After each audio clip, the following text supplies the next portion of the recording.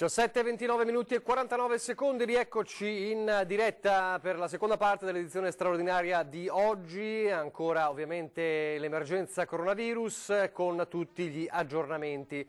Allora, ripartiamo come sempre dai dati, anche se poi fra poco i dati verranno aggiornati, i dati della mattina. Nel frattempo c'è anche la novità politica che vi diremo fra poco. Insomma, il governo decide di porre la questione di fiducia giovedì nell'Aula del Senato sul decreto Cura Italia, ne parliamo fra pochissimo e poi ci collegheremo con il nostro primo ospite in diretta Skype. Ma allora, come sempre, rivediamo per chi non avesse visto questa mattina quali sono i dati della mattinata del bollettino dell'azienda Zero che verranno aggiornati fra poco e che parlano di 10.203 contagiati attuali nel Veneto, quindi non contando le persone negativizzate e purtroppo poi i decessi, quindi 10.203 persone positive, casi positivi, con un aumento di 227 unità nella notte e poi i 9 decessi, ma c'è anche il dato importante delle terapie intensive. Ormai i posti di terapia intensiva occupati sono sotto le 300 unità ed è la prima volta, lo ha sottolineato più volte oggi anche il governatore Zaia, e fra poco poi vedremo anche la sintesi del suo intervento, nel quale ha parlato anche di elezioni, del rinvio delle elezioni amministrative, giudicandole un errore, ha detto, perché in autunno potrebbe esserci anche un rimbalzo, un cosiddetto ritorno del contagio, quindi potrebbe essere un pericolo e quindi si potrebbe profilare anche un nuovo non voto anche in autunno. Quindi la sua reazione, insomma, è di una bocciatura a quanto ormai si sta predisponendo a livello governativo sulle elezioni amministrative. Ha parlato anche ovviamente del decreto liquidità, e allora vi diciamo subito questa notizia di poco fa, è che il governo dunque porrà la questione di fiducia giovedì, e quindi fra 2 giorni, nell'Aula del Senato sul decreto legge Cura Italia. È emerso dalla conferenza dei capigruppo del Senato, che si è conclusa poco dopo le 17, secondo quanto riferito dal capogruppo della Lega Massimiliano Romeo. Nel dettaglio, nella seduta di domani avrà inizio, compatibilmente con i lavori della Commissione di bilancio, la discussione generale del testo, che impegnerà l'Aula per 7 ore. La fiducia dovrebbe essere posta giovedì intorno alle 10 e la chiama dovrebbe avere inizio intorno alle 12:45, con le dichiarazioni di voto che saranno trasmesse in diretta televisiva. Il dibattito dunque politico è aperto sul decreto Cura Italia, lo vedremo anche fra poco nel commento del presidente di Confindustria Veneto Enrico Carraro. Facciamo vedere anche la tabella delle donazioni e vi facciamo anche capire perché fra pochissimo. Ecco, come sempre, il cartello della solidarietà, la corsa solidale per aiutare chi è in prima linea, cioè le aziende ospedaliere in questo momento. Anche oggi Zaia ha ringraziato le tante persone che continuano a mandare il loro contributo, chi grande, chi piccolo, insomma, per aiutare le aziende ospedaliere. Allora, anche di questo parliamo con il direttore generale dell'ULSS 4 Veneto Orientale, Carlo Bramezza. Buonasera.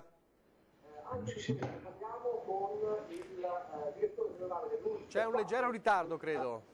Bramezza, buonasera. Buongiorno, Salve. buonasera. Salve. Credo che debba, non so se ha la televisione accesa, la TV accesa? No. Buongiorno. Credo che debba, non so se ha la televisione accesa, la TV accesa? Naudi. Sì, c'è un ritorno un po', c'è diciamo un ritardo un po' nelle domande, credo. Mi sente adesso? Non si sente qua. Prove tecniche in diretta, vediamo se riusciamo a... Adesso mi sente? Non ancora. Mi sente adesso? Prove tecniche allora. Intanto che proseguono le prove, non so se mi sente in questo momento. No. Ecco, adesso vi Oh, benissimo, perfetto. Ci sente? Benissimo. Buona giornata. Benissimo. Allora, Partiamo da una buona notizia che riguarda proprio l'ULSS 4 e riguarda le donazioni. Cosa ci può dire? Beh, oggi è stata una giornata importante per la nostra azienda perché la Zignago Holding, il dottor Stefano Marzotto ha fatto una donazione all'ULSS 4 del valore di 1 milione di euro per la creazione di una nuova recovery room, cioè una nuova sala di terapia intensiva per l'ospedale di Portogruaro. È stato veramente un bellissimo gesto da parte di questa azienda, di questo gruppo, di questa holding che da tanti anni è radicato nel territorio del portoguarese e che anche in questa occasione difficile per il nostro paese, per il nostro territorio, ha voluto essere presente con questa importante donazione. Quindi 1 milione di euro e quindi di fatto una terapia intensiva. Sì, viene costruita in adiacenza alle sale operatorie del gruppo operatorio di Portogruaro una nuova sala accanto alla terapia intensiva con ulteriori 7 posti letto di terapia intensiva che potrà essere utilizzata sia ordinariamente per l'attività delle sale operatorie sia in questi casi, diciamo così, di emergenza per posti di terapia intensiva. Ce n'è bisogno ovviamente perché questo è un periodo non facile per tutte le ULSS. Sì, beh, noi da subito ci siamo organizzati secondo le indicazioni della Regione creando il Covid Hospital a Jesolo. Abbiamo trasformato in pochissimi giorni l'ospedale di Jesolo da ospedale riabilitativo a ospedale proprio per la cura del Covid, con la creazione di una terapia intensiva per 14 posti letto e una semi-intensiva per 20 posti e 50 posti di malattie infettive. Diciamo che in questo modo abbiamo salvato tra virgolette gli ospedali di San Donà e Portogruaro che hanno potuto continuare a fare diciamo così le cosiddette emergenze, cioè ictus, infarti, interventi operatori di tipo oncologico e quant'altro. Senta una cosa, allora parliamo proprio del Covid Hospital di Jesolo. Com'è la situazione nell'ospedale diciamo, di riferimento per il coronavirus nel Veneto orientale?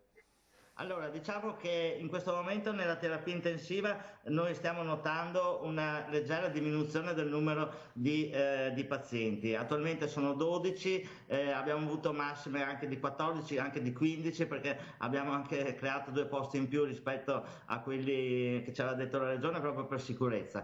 C'è una maggiore pressione a livello di terapie intensive,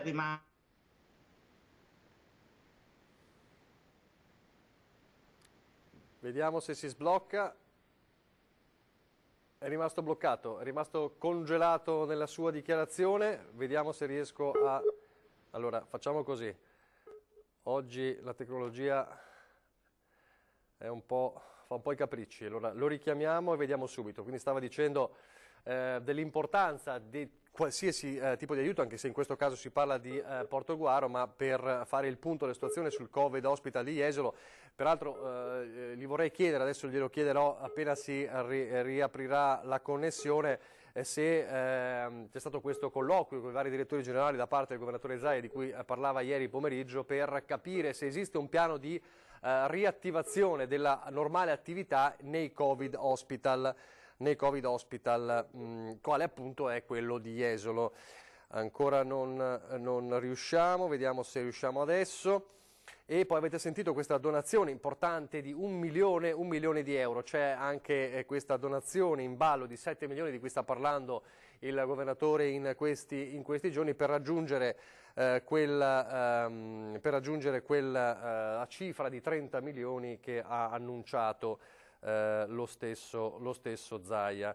Ancora non abbiamo, riprovo un'ultima volta e poi vediamo, casomai potrei mandare un servizio e riprovare nuovamente, perché ci potremmo collegare parlando dei Covid Hospital con il Covid Hospital forse per eccellenza, diciamo quello che è stato il primo dei Covid Hospital, ovvero Schiavonia. Allora facciamo così.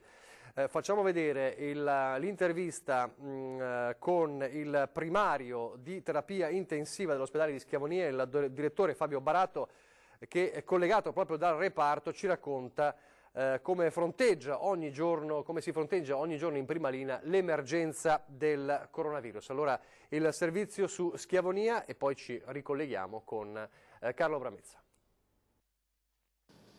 Sì, anche per noi è così. Abbiamo trasferito anche oggi un altro paziente in reparto, è stimato respiro spontaneo, quindi siamo a 6 fino adesso, e stiamo subando degli altri pazienti, quindi notiamo una certa ondata, chiamiamolo così, di miglioramento dei nostri pazienti dopo tanti giorni di stazionalità, e quindi il numero totale dei nostri ricoveri è sceso a 20. Il primo dato con cui ci vuole salutare è quello del calo dei ricoveri nel suo reparto, quello di terapia intensiva dell'ospedale di Schiavonia. Fabio Baratto dal 21 febbraio lavora senza sosta, il suo viso è nascosto dietro 2 mascherine, quando lavora indossa anche una visiera con cuffia per proteggersi e proteggere i pazienti. Il Covid-19 è un virus aggressivo, spiega, attacca con violenza i polmoni. Quando le persone contagiate arrivano qui in terapia intensiva sono sedate, vengono intubate. Medici e infermieri però ci tengono ad avere un rapporto con le loro famiglie. Le famiglie abbiamo instaurato un rapporto, diciamo così,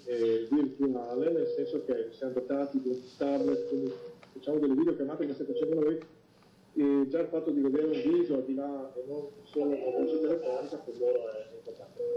E anche per chi lo desidera facciamo vedere l'ambiente. Dietro le mascherine i segni della stanchezza di uomini e donne che dal 21 febbraio non possono abbracciare parenti o figli e devono combattere ogni giorno, ma nonostante ciò riescono a regalare sorrisi. Nessuno è immune, tutti rischiano di ammalarsi, per questo bisogna stare a casa. E soprattutto i giovani non sono, abbiamo pazienti giovani che sono qui, quindi nessuno deve essere. Vedere gente in giro, le garantisco che qui dentro ci saranno probabilmente noi che vedete male. Allora, pazienti in terapia intensiva in calo a Schiavonia, pazienti in terapia intensiva in calo anche a Jesolo, stavamo dicendo con Carlo Bramezza, vero? Sì, confermo. Ecco, è un trend di questa settimana o era già iniziato la settimana precedente? Ma di questa settimana possiamo dire. Allora è davvero forse la settimana insomma, cruciale, come diceva Zaia? Speriamo di sì, anche se bisogna aspettare perché abbiamo ancora dati sicuramente confortanti ma che non ci possono far abbassare ancora la guardia. Quindi secondo noi sarà decisivo questo del prossimo weekend, quello della Pasqua, e poi si potrà secondo noi pensare ad un lento, diciamo così, recupero. Qual è stato il momento peggiore secondo lei? Parlando ovviamente della sua ULSS e quindi del Covid Hospital. I momenti peggiori sono stati il giorno che una nostra infermiera ha perso la vita a Jesolo e lavorava al Covid Hospital e ci siamo sentiti un po' tutti diciamo così un po' in colpa per questo, e poi abbiamo superato questo momento diciamo così emotivo con un grande spirito di squadra, il vedere tanti colleghi che da Portogallo e da San Donà sono venuti a lavorare al Covid Hospital facendo turni e straturni, tutta questa disponibilità. Questi sono stati i momenti più emozionanti e più difficili di questa avventura. È un'avventura però talmente forte, talmente intensa che vivendola ogni momento è anche difficile ragionare. Lo faremo dopo quando sarà tutto finito. A bocce ferme, si spera che siano ferme il prima possibile. Questione case di riposo, avete fatto il punto, se non era ieri 2 giorni fa, adesso non ricordo perché il senso del tempo anche per noi comincia ad essere un po' fluttuante. Avete fatto il punto della situazione sulle case di riposo, ci può fare velocemente il quadro? Perché l'altro fronte, il fronte diciamo più fragile è quello, no? In tutto il Veneto. No. Certo, noi abbiamo 12 strutture, 1200 ospiti nelle case di riposo e circa 1040 persone che lavorano in queste strutture. Da subito ci siamo attivati con una task force aziendale per dare istruzioni alle strutture per come comportarsi nel caso di positività o di avere delle persone che avessero i sintomi del coronavirus. Questo devo dire che abbiamo trovato che tutte le strutture hanno reagito in maniera veramente eccezionale, tutte si sono organizzate per creare all'interno delle strutture stesse dei posti per mettere diciamo così, in isolamento eventuali anziani che avessero sospetti diciamo così, di coronavirus. Stiamo facendo, grazie ai kit che ci ha fornito in questi giorni la Regione, stiamo facendo a tappeto tutte le case di riposo, stiamo appunto scoprendo attraverso questi kit veloci che c'è qualche persona sintomatica all'interno. Non abbiamo però nessun caso stato, diciamo così, grave. Abbiamo avuto un nucleo all'interno della casa di riposo Francesconi di Portogruaro con alcuni anziani infetti, ma loro si sono organizzati benissimo da subito, hanno circoscritto il reparto, l'hanno messo in isolamento, sono riusciti a superare questo periodo e molti di questi anziani appunto sono guariti. L'assessore Lanzarin confermava appunto oggi quello che un po' già si diceva da questi giorni, che entro la settimana si dovrebbe avere il test fatto per ospiti e personale delle case di riposo del Veneto. Sì, noi entro la fine della settimana ci siamo dati in tutta la regione questo obiettivo di fare questo screening a tutta la popolazione all'interno delle strutture residenziali, e così faremo. Sarà un ottimo dato, perché questo ci permetterà di anche intervenire anche qualora queste strutture avessero anche del personale che fosse affetto dal virus, ci permetterà anche di dargli una mano anche a livello proprio di personale. Senta, fra poco la lascio. Voi siete all'interno delle strutture, voi vivete ogni giorno questa situazione. Si avvicina il weekend di Pasqua, molti hanno detto c'è il pericolo che la gente magari torni fuori perché vede dei risultati, dei dati più confortanti. Voi che vedete le cose, cosa dite a queste persone e alla gente? Noi diciamo che bisogna assolutamente stare a casa il prossimo weekend e a qualche giorno ancora, perché dobbiamo prepararci. Noi questa è l'azienda, diciamo così, con la possiamo definire più turistica del Veneto, nel senso che in estate accogliamo 24 milioni di turisti. Se noi riusciamo a tenere duro adesso e a non diffondere il virus, riusciremo a ripartire con la stagione turistica. Quello è il vero obiettivo e su quello bisogna lavorare. Soffriamo un altro po', ma fra qualche mese potremo finalmente dare una risposta adeguata a quello che è l'economia più importante di questo territorio, che è il turismo. È difficile da fare, me ne rendo conto, ma secondo lei che dato quale sarebbe il dato con il quale lei potrebbe dire l'emergenza è finita, il dato di terapia intensiva, il dato del Covid Hospital che le farebbe dire siamo fuori? Guardi, quando le terapie intensive sono vuote vuol dire quello è un ottimo segnale. Non c'è un limite, non c'è un tetto, diciamo, sotto il quale si può dire siamo fuori? No, il giorno che il Presidente Zaia ci dirà ai suoi direttori generali: ragazzi, guardate che abbiamo vinto questa partita. Io spero sia presto, perché veramente tutti i collaboratori, tutti i medici, infermieri stanno facendo un lavoro fantastico e però molto forte. Riusciremo sicuramente a vincerlo, ma subito dopo per noi inizierà appunto la stagione estiva, che è altrettanto impegnativa, e quindi continueremo a lavorare. Per noi le ferie veramente sono lunghe a venire. Sì, perché finita l'emergenza coronavirus non è che poi si finisce, non è che si chiudono gli ospedali, per cui assolutamente. Grazie allora, grazie dottor Bramezza, ci risentiremo anche nei prossimi giorni anche per verificare appunto come è andato questo screening a tappeto nelle case di riposo. Grazie a lei, grazie allo staff dell'azienda ULSS 4 Veneto Orientale. Allora adesso vediamo per un attimo le parole del presidente di Confindustria Veneto Enrico Carraro, che oggi con Ferdinando Avarino questa mattina ha commentato un po' il decreto liquidità. Sentiamo allora le sue parole.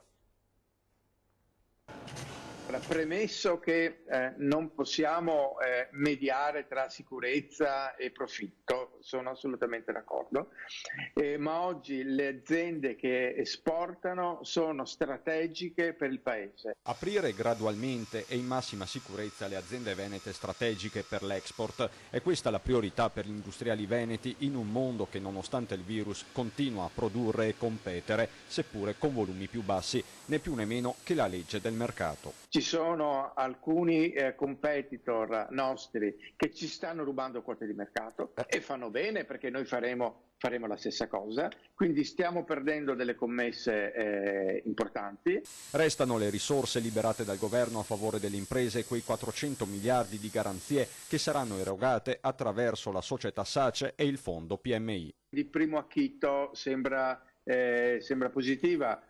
Il problema poi sono due, se posso. Uno è la velocità. Hanno fatto qualche settimana fa il provvedimento dei 600 euro delle partite IVA, ma penso che oggi nessuno abbia visto un euro di quei 600 promessi, e secondo che bisogna riaprire, ce ne facciamo poco della liquidità se poi le aziende non possono aprire. Promosso invece l'allargamento della cosiddetta Golden Power, che permette al governo di evitare che gli asset strategici del paese finiscano all'estero, compreso l'agroalimentare cruciale in Veneto. Sulle grandi aziende strategiche poi sembra che il governo stia alzando un muro in modo da non permettere che settori importanti siano scalati. Questo è molto importante. Possibile anche il fenomeno contrario, il reshoring, con il ritorno dall'Asia di alcune produzioni un tempo delocalizzate all'insegna della riduzione delle filiere di approvvigionamento. Se anche noi come sistema impresa riusciamo a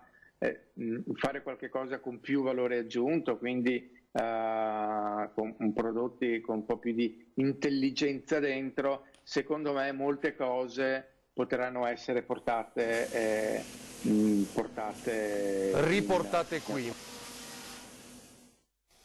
Così allora il presidente veneto di Confindustria Enrico Carraro, ma non c'era ovviamente ieri sul tavolo del governo il decreto liquidità, il decreto imprese, c'era anche il decreto scuola che è stato varato. E allora Elena Donazzan, buonasera, assessore buonasera a voi, regionale, buonasera a tutti i vostri telespettatori. All'istruzione e al lavoro, in questo caso la interpelliamo come assessore all'istruzione. Interroghiamo. Esatto, la interroghiamo su questo, e mi pare che, restando in metafora scolastica, lo boccia o lo rimanda questo decreto scuola? Lo boccio. Perché lo boccia? Lo boccio per due ragioni. Lo boccio perché il ministro di fatto ha incontrato le regioni per la prima volta oggi a valle del decreto, cioè non ha inteso confrontarsi con noi su un tema che è di competenza non esclusiva dello Stato, ma anche competenza concorrente. L'istruzione, per quanto riguarda l'istruzione della formazione professionale, l'istruzione tecnica superiore, per quanto riguarda il calendario scolastico, quella addirittura è una competenza delle regioni. Ecco, il ministro sarebbe lei da bocciare più che il decreto, perché non ha inteso ragionare con noi. Lo fa poi tardivamente, perché ad oggi siamo oltre il mese e quasi una settimana e mezza di sospensione delle elezioni per quanto riguarda Veneto, Lombardia ed Emilia-Romagna. Quindi un tempo molto lungo. E in tutto questo tempo il ministro non si è sentito se non attraverso gli organi di stampa. Ecco, questo in termini di metodo, di rapporto istituzionale, è quanto di più deleterio ci sia. Io personalmente ho fatto presente al ministro due cose. La prima è che ho ritenuto sbagliato il suo intervento, più volte rimarcato appunto mai con un atto scritto e formale, ma certamente attraverso la comunicazione, le interviste, le uscite sulla stampa e i social, di dire che l'anno di fatto sarebbe finito. Ho detto questo è un messaggio particolarmente diseducativo e genera un disimpegno nei confronti dei ragazzi. Oggi il ministro ha assicurato che lei non ha detto mai una cosa del genere e che saranno i decreti a parlare. Bene, io mi sento rassicurata in questo. E l'ultima questione, stamattina prima dell'incontro con il ministro avevamo riunione di giunta con quindi il presidente, tutta la giunta, ma in particolare con il collega Caner. Abbiamo condiviso invece una formazione molto dura per quanto riguarda il mese di settembre. Il ministro aveva lasciato intendere anche nel decreto di ripartire il 1° di settembre. Noi diciamo il settore turistico, che riguarda tutta la nazione, che riguarda il Veneto in maniera significativa ed è stato così massacrato da Covid-19, potrebbe avere un pochino di respiro a settembre. Ecco, noi riteniamo che vadano coniugate le esigenze della scuola anche con quello delle imprese. Quindi lei dice non si può partire, e lei e anche il suo collega Caner, che quindi siete insieme in questa critica, non si può partire all'inizio di settembre perché potremmo lasciare un po' di spazio, di respiro, è il caso di dire, visto la metafora, a un turismo che forse in quel momento potrebbe avere qualche chance. Guardi, oggi pomeriggio poi abbiamo incontrato con il collega Caner l'associazione di categoria del mondo del turismo. Guardate che è veramente un mondo in ginocchio, parliamo di centinaia di migliaia di lavoratori, si calcolano circa 150.000 lavoratori in Veneto che non verranno assunti, che avranno forti penalizzazioni di reddito. Allora, se possiamo immaginare che purtroppo il turismo straniero non avrà i numeri che il Veneto era abituato ad avere, quindi una tenuta economica, vogliamo almeno puntare su un turismo domestico. Io faccio tanto appello che gli italiani facciano le vacanze in Italia e nelle nostre coste, in particolare nelle nostre città d'arte, ma allora dobbiamo fare in modo che il mese di settembre non impegni le famiglie con la scuola, ma magari invece che possa essere un pochino di respiro anche proprio per il mondo del turismo. E peraltro, chiudo, ho anche detto al Ministro che non sta scritto da nessuna parte, anzi che non si possa andare a scuola a giugno, sempre ovviamente con tutte le considerazioni che il Comitato Scientifico Medico ci dovrà fare. Ecco, perché lei auspicava, ricordo quando ci sentivamo qualche settimana fa, auspicava invece di eventualmente continuare magari più avanti e finire l'anno intorno a giugno, eventualmente anche più tardi, proprio per evitare questa anticipazione. È così, perché è chiaro che i nostri studenti, che sono e devono essere il nostro vero punto di riferimento, l'obiettivo a cui tendere è quello della loro migliore preparazione. Ed è evidente che la formazione a distanza, per quanto sia stata encomiabile la determinazione degli insegnanti di continuare ad insegnare, però rappresenterà delle forti lacune. Possiamo immaginare di lasciare i nostri ragazzi con un vuoto formativo così importante? Possiamo pensare che invece ci possano essere delle alternative ad una formazione, perché siamo comunque in una situazione eccezionale e straordinaria, dobbiamo cambiare anche la mentalità. Si potrebbe andare a scuola per mantenere le distanze sociali mattina e pomeriggio, si può usare tranquillamente tutto il mese di giugno, perché gli insegnanti sono pagati giugno, luglio, agosto è meritata ferie, ma si può coniugare il tempo del lavoro con il tempo della scuola, anche oltre l'ordinario riferimento che abbiamo, per cui a giugno noi con la testa siamo già in ferie. Le chiedo questo perché è una cosa tecnica che lei saprà meglio di me. Lei appunto diceva la gestione del tempo scolastico e il calendario è di competenza delle regioni, ma allora Esatto. se il governo dice si parte a settembre, chi decide alla fine se invece il calendario è di competenza della regione? No, il calendario è di competenza della regione, punto. Questa è una competenza prevista dal titolo quinto. Infatti nel decreto legge, quello che è stato approvato ieri e che non abbiamo ancora, io non ce l'ho, ho delle anticipazioni, ho una bozza, non ho il decreto approvato. Nel decreto si fa espresso riferimento alla intesa. Intesa vuol dire che se non c'è l'accordo tra Stato e Regioni quella cosa non questo passa. volevo capire. Ecco. Esatto, quindi nel decreto si riconosce la competenza delle regioni, tanto che si prevede un'intesa proprio per una partenza ai primi di settembre. Oggi, e ribaderemo, so che domani i colleghi del turismo di tutta Italia si incontrano, così come abbiamo fatto con quella dell'istruzione, e credo ribadiranno la medesima posizione tenuta da me. Quindi dal Veneto e poi vedremo anche dal resto, insomma la cosa è no all'inizio di settembre, non si può fare, questo è il concetto. Non si può fare perché se noi ragioniamo per compartimenti stagni, noi facciamo del gran danno. E i ragazzi, gli studenti, se l'emergenza sanitaria dovesse andare scemando come auspichiamo verso la metà di maggio, ricordiamoci che siamo ai primi di aprile oggi e che il messaggio sbagliato dato dal Ministro è stato quello proprio di voler anticipare la chiusura così, senza nessun sostegno di tipo scientifico. Quindi io dico, attendiamo, vediamo che cosa accadrà a inizi di maggio, vediamo se si può ritornare, se si potesse ritornare allora dovremmo sfruttare al massimo tutto il mese di giugno. A questo punto, a maggior ragione, per coniugare l'altra esigenza, quella economica lavorativa, perché sono assessore al lavoro e non lo dimentico mai, settembre potrebbe rappresentare un minimo di speranza e di spiraglio per le nostre imprese così massacrate del settore turistico. Le faccio una domanda opposta, se però invece il governo decide si finisce l'anno, poi quel mese perso come si recupera se non si fa a settembre? Si dovrebbe recuperare in che modo, quando? Guardi, io credo che a quel punto si dovrà vedere anche l'organizzazione delle scuole, non è un ministro che decide o può decidere qual è la modalità, compreso il fatto che tutti siano promossi, nessun bocciato, non si decide per decreto, si decide coinvolgendo il mondo della scuola e a seconda anche del carico di lavoro che gli studenti possono sopportare, che sono diversi da scuola primaria a scuola media, a scuola superiore, sono diversi modelli organizzativi, si potranno immaginare sessioni di recupero.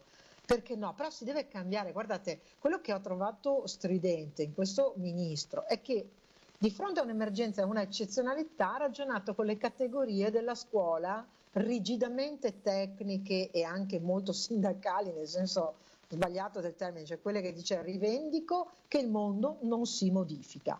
E il mondo è già stato modificato. Se dobbiamo immaginare recuperi da fare d'estate, recuperi da fare parzialmente, non l'ora scuola, l'ora giornata di scuola tipica, ma dove riscontreranno i docenti esserci maggiore arretratezza, meno lavoro fatto, si dovrà lavorare in questo senso. Ma lascio volentieri agli insegnanti questa scelta, noi dobbiamo supportarli rispetto alla flessibilità. Benissimo, allora staremo a vedere cosa accadrà. Grazie all'assessore regionale dell'istruzione Norazzan, grazie, buon lavoro. Il tema scuola è caldissimo, è molto importante sul piatto in questi giorni. Pubblicità e torniamo subito in diretta.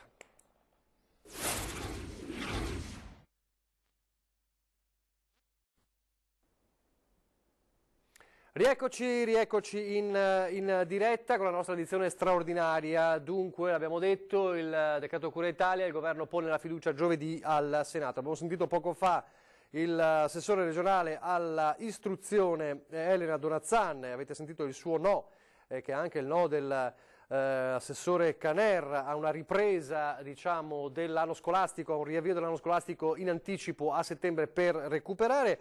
Torniamo invece al fronte economico, ma il turismo fa parte anche dell'economia, ma torniamo a parlare di economia con Confindustria. Abbiamo sentito poco fa il presidente di Confindustria Veneto Enrico Carraro, sentiamo anche il presidente di Confindustria Belluno Dolomiti, Lorraine Berton. Buonasera. Buonasera a lei. Collegata direttamente dalla sede di Confindustria Belluno Dolomiti. Allora, più o meno abbiamo capito che per gli industriali questo decreto sulla liquidità, insomma per le imprese, è un passo, ma ci vogliono A, dei tempi certi, e B, bisogna vedere qualcosa di come nero su bianco, è così?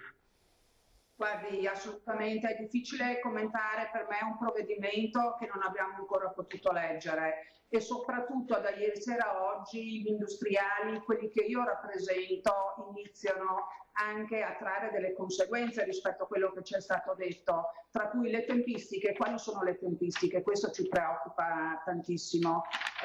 Altrettanto abbiamo capito che questo è un indebitamento delle aziende, 6 anni per pagare un debito, difficile, per cui ci saranno, come dire, ci aspettiamo molto di più e fatto in modo diverso. Ecco, perché secondo lei...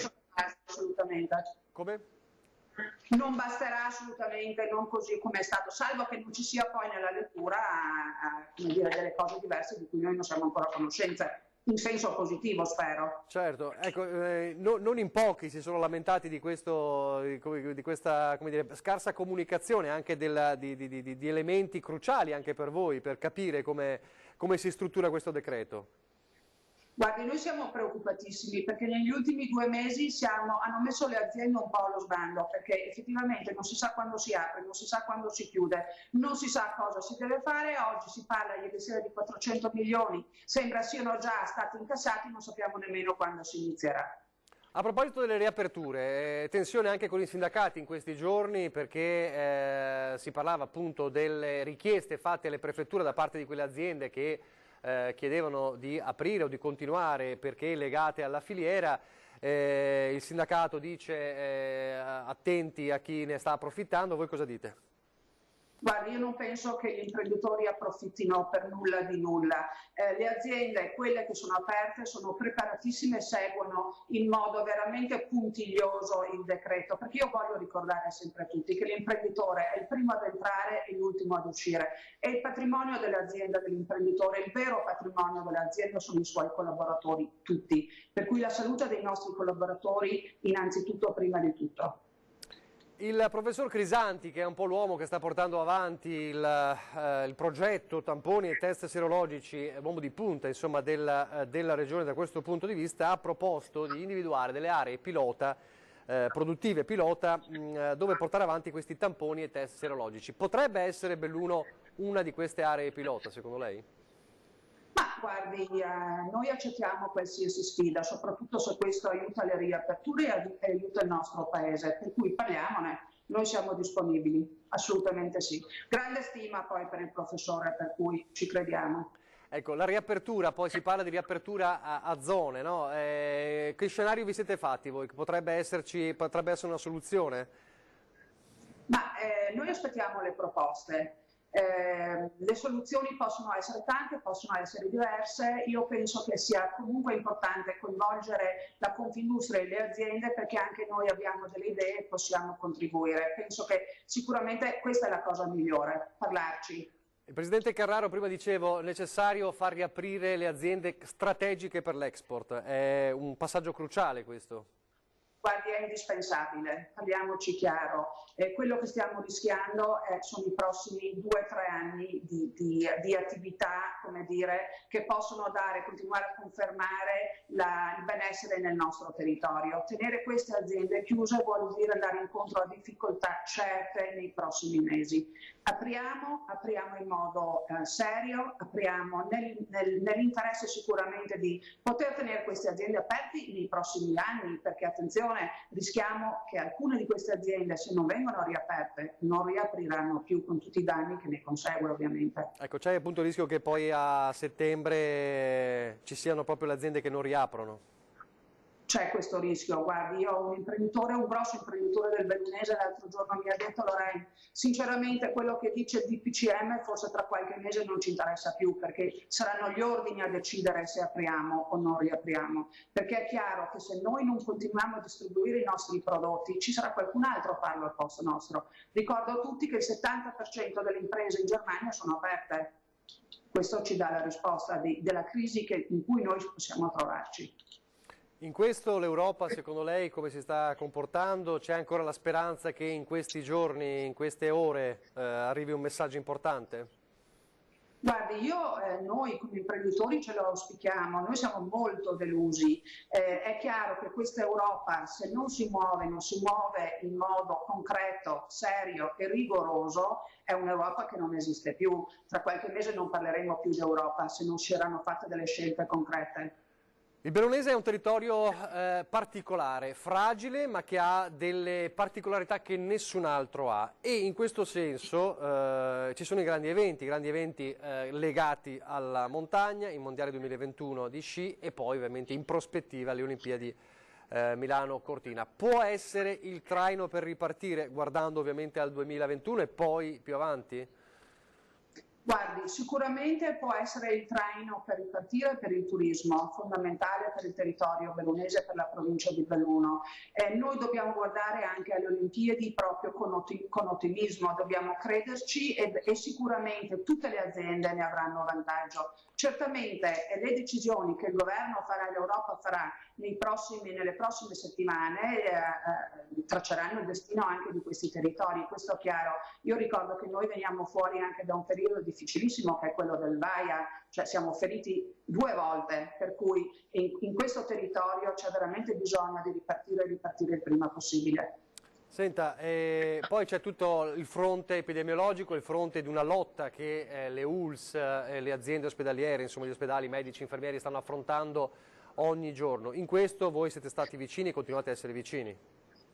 Noi siamo stati vicini e continuiamo a essere vicini. Abbiamo fatto una raccolta fondi importanti, intorno ai 250.000 euro. Abbiamo acquistato 2 letti, 4 defibrillatori. Continuiamo, saremo vicino a loro a Pasqua e lo saremo anche dopo. Saremo vicino alle persone che escono dagli ospedali, perché anche questi hanno bisogno di essere assistiti probabilmente fuori dalle loro case, in strutture che siano comode e che siano serene, perché non è facile per chi ha incontrato questo virus reinserirsi in famiglia e in società. Chi ha contratto il virus è una persona che è sotto shock e noi dobbiamo aiutarli ad affrontare il futuro in modo sereno, anche aiutandoli proprio nella praticità. Le faccio l'ultima domanda, che è una domanda non facile, che probabilmente non ha una risposta, ma voi industriali che scadenza date al governo? Cioè quando è che direte, beh, allora non ci sta aiutando? C'è un momento in cui direte basta?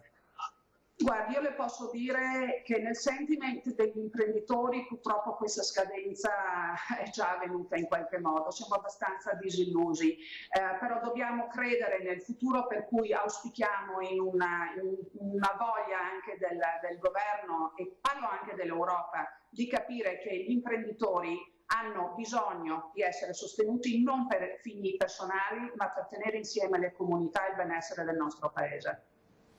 Grazie allora, grazie al Presidente di Confindustria Belluno Dolomiti, Lorena Bertone, insomma grazie e buon lavoro in questi momenti certo non facili anche per il appunto settore dell'industria, della impresa.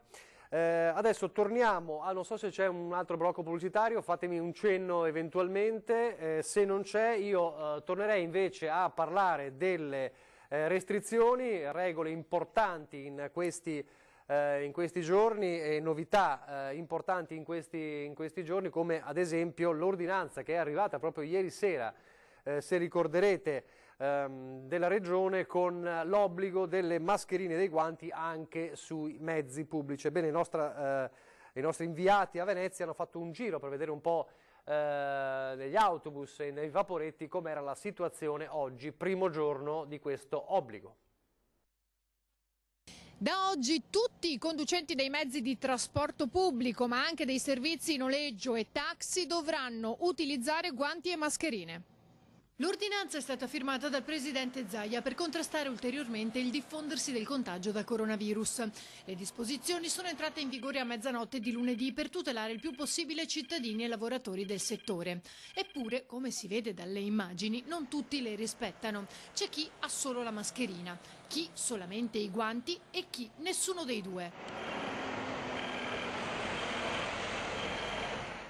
Alla vista di un conducente senza nessuno dei presidi, non potendoci avvicinare oltre il metro, alla domanda se gli fossero stati forniti ha risposto di sì.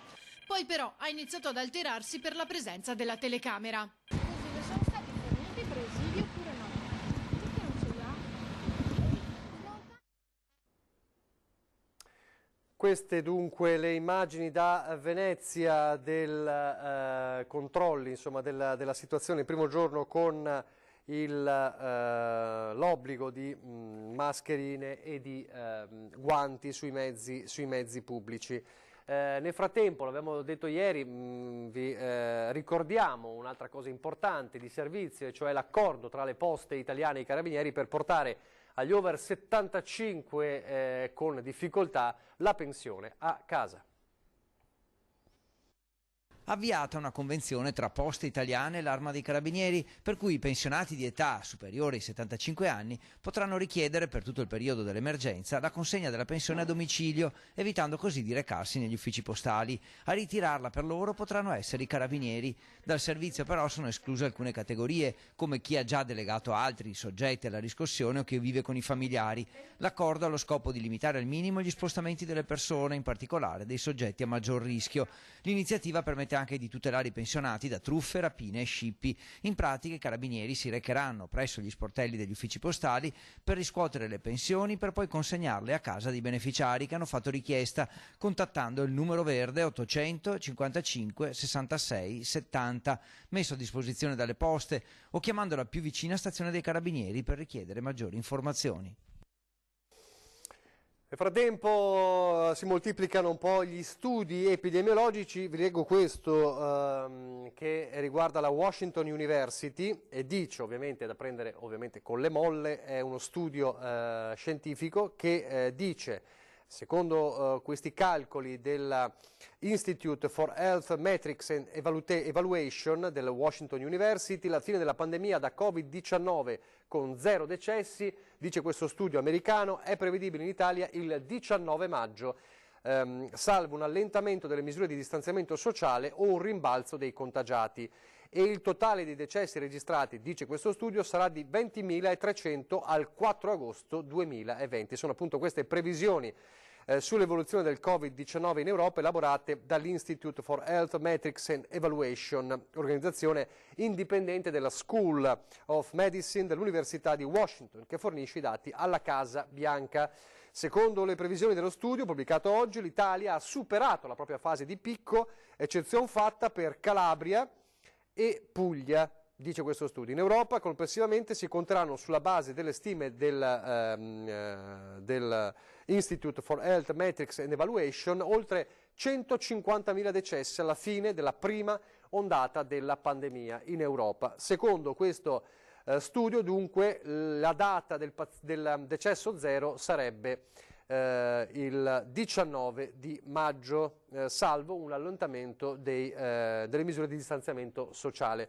E ricorderete che di 18 maggio si parlava per la scuola, quindi è una data che probabilmente rimbalza tra gli scienziati in questi giorni. Nel frattempo è iniziata anche la conferenza stampa del capo della Protezione Civile Angelo Borrelli. Ora fra poco andiamo a vedere. Allora, mentre mi collego con questa conferenza stampa, vediamo tra le situazioni più critiche, più fragili, quello delle case di riposo, l'aggiornamento di Merlara. 2 anziani morti nelle ultime 24 ore, un 81enne di Montegrotto e un 80enne di Selvazzano. Entrambi erano ospiti alla residenza al parco di Galzignano. I morti all'interno della casa di riposo salgono così a 9. Il triste aggiornamento dei decessi all'interno delle strutture per anziani non riguarda questa volta Merlara, dove i morti sono fermi da 2 giorni a 24. Il numero adesso in struttura sono 48, quindi da 74 a 48, perché uno è ancora all'ospedale, e anche adesso la preoccupazione, oltre a quella degli ospiti che ci si augura sia finita qui, insomma i decessi siano terminati, c'è anche la grossa preoccupazione economica, perché l'ente vive con 24 ospiti in meno, chiaramente diventa anche un problema di carattere economico. All'interno della casa di riposo Scarmignan, dice il sindaco, ci sono 3 anziani chiusi nelle loro stanze che risultano negativi. È guarito anche il vice sindaco di Merlara e la presidente della struttura. Il sindaco invece è in attesa di effettuare il tampone per scoprire se si è negativizzata. Ma sul fronte contagi a preoccupare un nuovo focolaio, quello del pensionato di Bovolenta Sereni Orizzonti. Qui gli anziani contagiati al momento sono 36. Aspettando gli altri 31 tamponi. Stamattina ho avuto una telefonata piacevole da parte del vescovo, che ovviamente ha saputo della casa di riposo e anche vicino alla comunità di Bovolenta. Ecco. Gli operatori sono 43, ce ne sono 4 di positivi, quindi vediamo come siamo messi col personale. Poi ovviamente sapete che la casa è privata, quindi casa di riposo è privata, e quindi sentirò come siamo messi, perché faccio aggiornamenti costanti. A Padova 55 contagi anche all'interno del pensionato Maria Bambina di via San Massimo. Nel frattempo, prima di collegarci con Roma e vedere un po' di cosa si sta discutendo con la conferenza stampa della Protezione Civile Nazionale, che ha dato i dati nazionali, noi vediamo il dato regionale, quindi appena arrivato il bollettino ve lo leggo insieme a voi. Allora, i casi attualmente positivi nella regione Veneto sono saliti a 10.245, più 96 rispetto alle scorse ore, con un più 37 casi nel cluster di Padova, più 30 a Treviso, più 10 a Verona, più 14 a Venezia. Via via gli altri. Sono confermati 18.866 le persone in isolamento domiciliare. In totale dall'inizio dell'emergenza 12.021 i contagiati. A noi però interessa capire quanti sono gli attualmente positivi, sono 10.245, meno 21 persone ricoverate in area non critica, quindi siamo a 1.558 pazienti, e meno 8 in terapia intensiva, quindi siamo a 289, ci conferma quindi il trend sotto le 300 unità della terapia intensiva. Purtroppo pesante il bilancio dei decessi, erano 9 questa mattina, a cui si aggiungono 22 decessi nelle ultime ore, quindi 31 nell'arco delle 24 ore, dal bollettino di ieri sera ad oggi. 22 decessi nelle ultime ore, con il maggior numero di decessi, se non sbaglio, nell'ospedale di Treviso, con 3 decessi. Poi gli altri decessi sono distribuiti abbastanza nelle altre zone, come ad esempio Padova, 2 anche a Vittorio Veneto, quindi se non sbaglio sia Vittorio Veneto, e ancora 2 ad esempio l'ospedale di Schiavonia, che domani peraltro aprirà anche le sue porte e insieme vedremo come si lavora all'interno dell'ospedale di Schiavonia. Ve lo faremo vedere domani mattina nel corso della nostra edizione straordinaria. Questo dunque è il numero veneto, con 22 purtroppo decessi nelle ultime ore, a cui si sommano quelli di stamane, quindi per un totale di 31 nelle 24 ore. Vediamo cosa stanno dicendo nella conferenza stampa a Roma. Non servono a fare una diagnosi di infezione in atto, servono a fare magari un primo screening per quanto riguarda la diagnosi, e servono soprattutto per fare degli studi di sieroprevalenza a fini epidemiologici.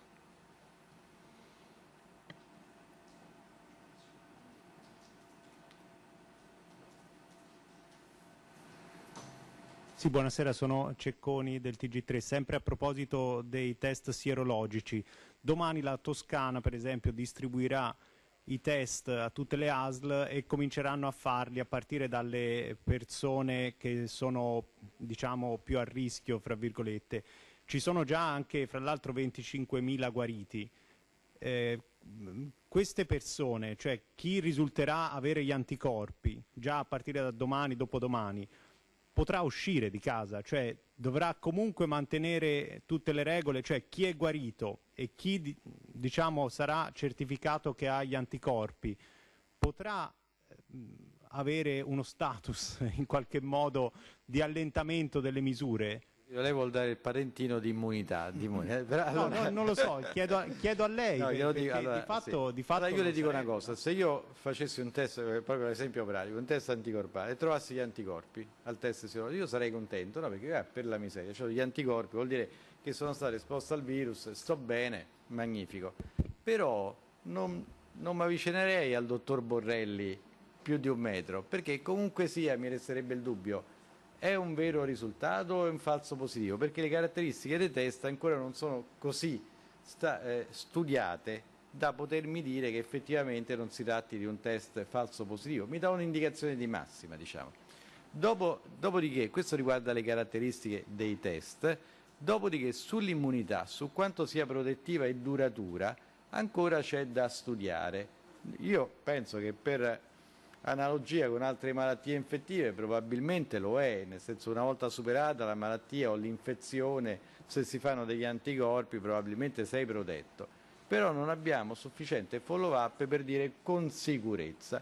Quindi naturalmente questi test possono dare delle utili indicazioni su quant'è diffusa l'infezione, quante persone sono state esposte. Io penso in Toscana abbastanza poche, se si eccettuano alcune aree della regione. Ci possono dare alcune indicazioni se sono presenti o no anticorpi individualmente, però i risultati vanno presi con una certa cautela. Buonasera, sono Sabene del TG2. Professore, una domanda per lei, una domanda unica che ha una, come dire, un duplice valenza. Dicono appunto il test sierologico è importante, dà un'indicazione. La domanda del collega giornalista peraltro ha richiamato, ricorderete, no, le parole del patentino del guarito, che era un'ipotesi proprio della Regione Veneto, del governatore Zaia, però appunto sono indicazioni che vanno prese, vanno analizzate, però certo è un passaggio in più. Sono i test sierologici che sono già di fatto partiti in Veneto e di cui parleremo nelle prossime ore e nei prossimi giorni. Vi lascio perché siamo davvero alla fine, come sempre con il sorriso dei vostri andrà tutto bene, e vi lascio a pochi istanti di pubblicità, poi ci sarà il telegiornale del Veneto, l'informazione da Venezia, da Treviso e come sempre dalle 20 alle 21 l'ultima parte della nostra edizione straordinaria.